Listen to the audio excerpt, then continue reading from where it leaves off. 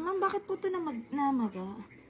Ano yung tubo na po. Pero hindi ko pa po siya yung ginala. Pinapalinis. Ito pa yung pagkatanggal ng doktor. Ito pa yung tubo niya. Hindi mo pa siya Noong pinapalinis. September, until now. Okay. Okay. So, kailangan na talaga ito, ma'am. Humaba na yung gilid mo. Kaya siya namaga. Kasi pagka... Pareho ba itong natanggalan na? Ito Hindi lang. pa. Yan, Ito lang. ito lang. Okay. Ito, ano lang, typical yung sumasakit na.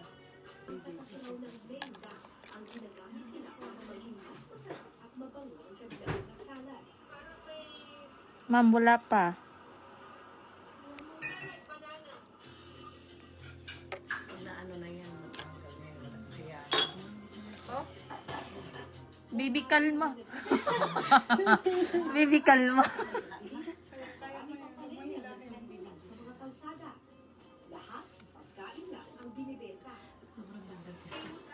hindi na kayo.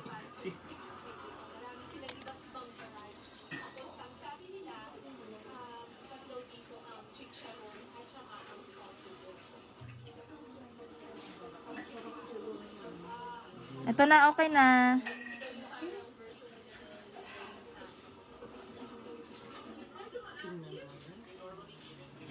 Okay na. Ba't namuo? Natapakan kaya ganitong may buong dugo. Opo, kasi may ano siya, may ingrown na kailangan tanggalin.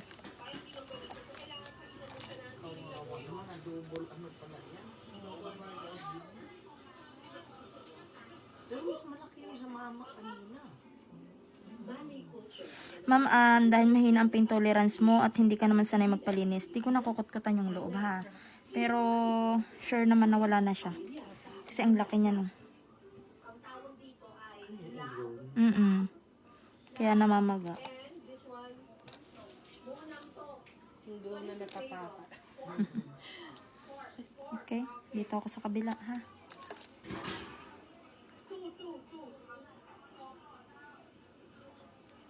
Halatang mababa ang pain tolerance mo. Kinakagat ko pala, nanginginig na yung paa niya. Nanginginig na yung paa niya.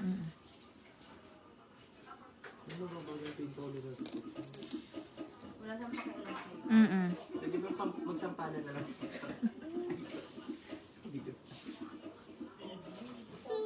Ito na. Okay na, okay na. Kalma na. Kalma. Ining, kalma. Mababa po kasi ang pain tolerance niya. Start na ako, ma'am, ha. Kabado 10.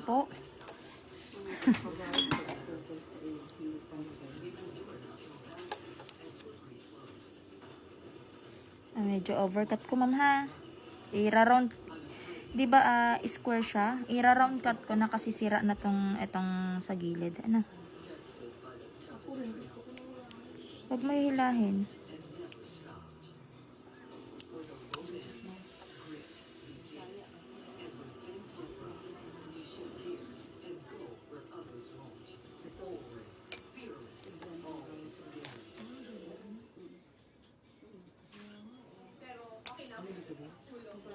Huwag mo itigas, ma'am. Huwag mo itigas.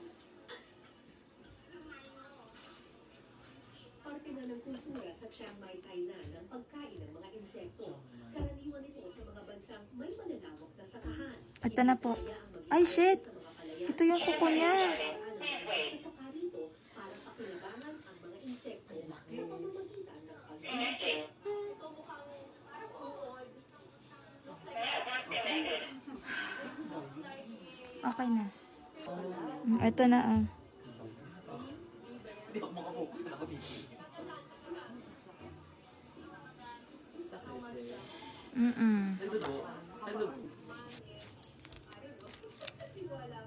Ito, ma'am. Mababaw lang to, ma'am. Kalma ka lang. Okay. Meng is a bug. Eggman is creamy. So, creamy bug daw to. Oh, yeah. Ang anak, medyo malansa. Parang seafood na... Hindi na po. Kailangan. Medyo creamy na, no? Oh, ayan na. Pagka-creamy. Ayun, ma'am, ang lalim, oh. Sobrang lalim.